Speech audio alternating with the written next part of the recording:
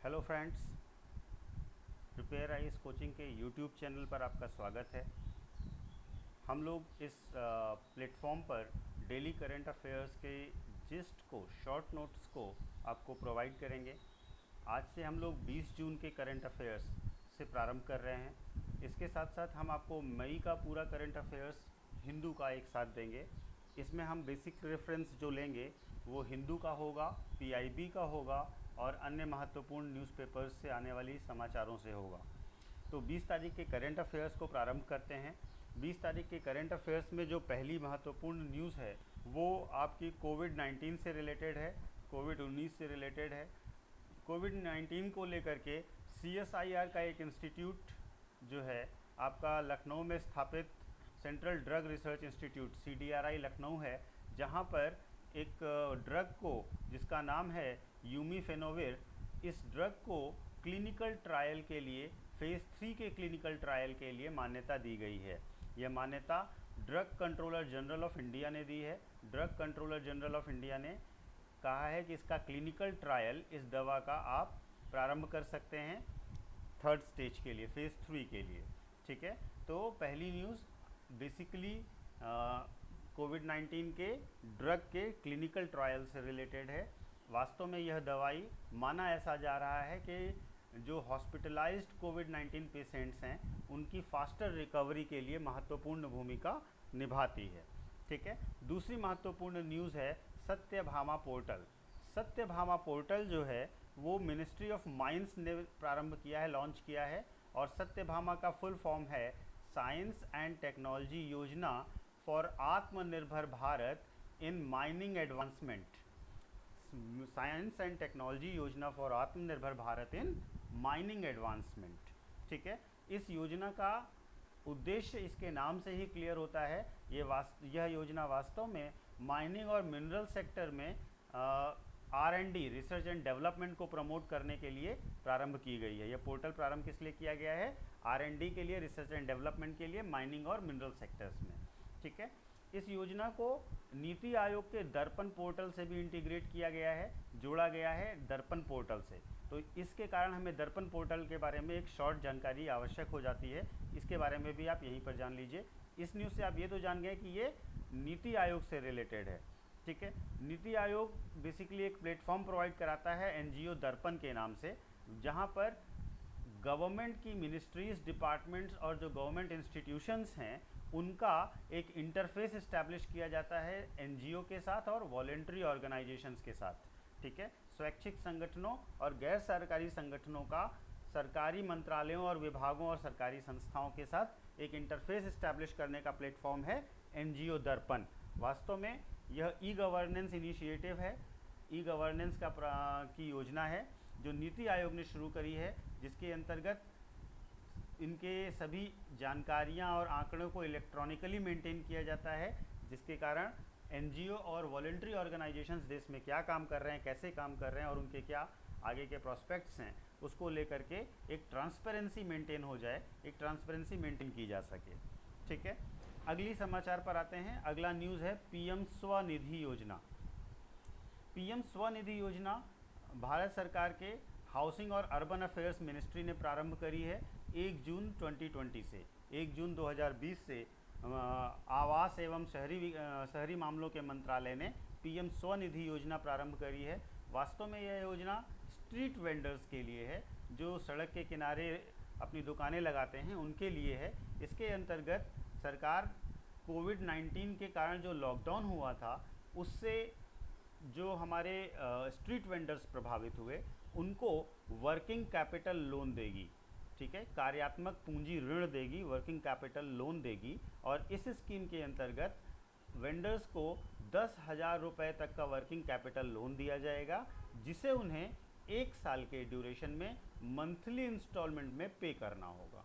ठीक है, मासिक किस्तों में 1 साल के अंतर्गत पे करना होगा। जो भी वेंडर इस योजना के अंतर्गत ऋण लेगा और उसका टाइमली पेमेंट कर देगा या अर्ली रिपेमेंट कर देगा, तो उसे 7% पर एनम की इंटरेस्ट सब्सिडी भी दी जाएगी, जो उसके डायरेक्ट बेनिफिट ट्रांसफ़र के अंतर्गत उसे उपलब्ध कराई जाएगी। ठीक है। तो पीएम स्वनिधि के अंतर्गत 10,000 रुपये का वर्किंग कैपिटल लोन दिया जाएगा स्ट्रीट वेंडर्स को, जिसका मुख्य जिसको कार्य कराने वाले मंत्रालय का नाम है ministry of housing and urban affairs, ठीक है। अगला समाचार है 20 जून को वर्ल्ड रिफ्यूजी डे मनाया जाता है, विश्व रिफ्यूजी दिवस मनाया जाता है। रिफ्यूजी समस्या आपने देखा होगा पिछले 2-3 सालों से विश्व में बहुत बड़े पैमाने पर न्यूज़ में रही है, और रिफ्यूजी क्राइसिस को लेकर के आपने अलग अलग न्यूज़ देखी हैं, उसको लेकर के इसी वजह से ये न्यूज़ आपके लिए महत्वपूर्ण हो जाती है। वर्ल्ड रिफ्यूजी डे 20 जून को मनाया जाता है। इसके लिए यूनाइटेड नेशंस ने एक रेजोल्यूशन पास किया था, रेजोल्यूशन था 55/76, जो कि 4 दिसंबर 2000 को पारित किया गया था। और इस रेजोल्यूशन के अंतर्गत ये निर्धारित किया गया था कि हर साल 20 जून को हम वर्ल्ड रिफ्यूजी डे मनाया करेंगे। पहला वर्ल्ड रिफ्यूजी डे 2001 में मनाया गया, 2001 में इसे आयोजित किया गया। इस बार के वर्ल्ड रिफ्यूजी डे की थीम थी एवरी एक्शन काउंट्स, ठीक है। इससे रिलेटेड इतनी चीज़ें आपको ध्यान रखनी है। अगला जो महत्वपूर्ण न्यूज़ था वो रूल ऑफ लॉ इंडेक्स के बारे में था, ठीक है। रूल ऑफ लॉ इंडेक्स कानून का शासन सूचकांक। न्यूज़ क्यों थी? क्योंकि 20 तारीख को सुप्रीम कोर्ट में एक पिटीशन, एक अपील दायर की गई, जिसके अंतर्गत कोर्ट से ये कहा गया कि वे सरकार को एक आदेश दें जिसके अंतर्गत एक एक्सपर्ट पैनल बनाया जा सके, और वो एक्सपर्ट पैनल भारत की रूल ऑफ लॉ इंडेक्स में अच्छी रैंकिंग के लिए जो भी महत्वपूर्ण सुझाव हैं वे दे, जिनके आधार पर भारत सरकार कार्यवाही कर सके, ठीक है।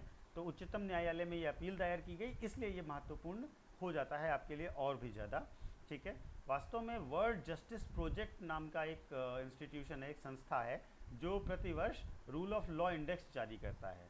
इस बार भारत की रैंक जो थी वो 69 थी, और आज तक जितनी बार भी वर्ल्ड जस्टिस रिपोर्ट जारी की गई है, वर्ल्ड जस्टिस प्रोजेक्ट के अंतर्गत रूल ऑफ लॉ इंडेक्स जितनी बार भी जारी किया गया है, कभी भी भारत की रैंकिंग 50 के अंतर्गत नहीं आई है।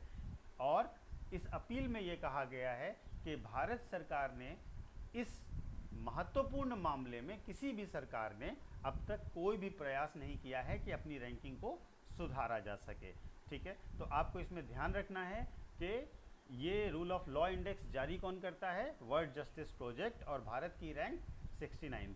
ध्यान रखिएगा कि जो आपका रूल ऑफ लॉ है वो इंश्योर होता है, गारंटीड राइट के अंतर्गत आ जाता है आर्टिकल 14 और 21 के इंटरप्रिटेशंस में।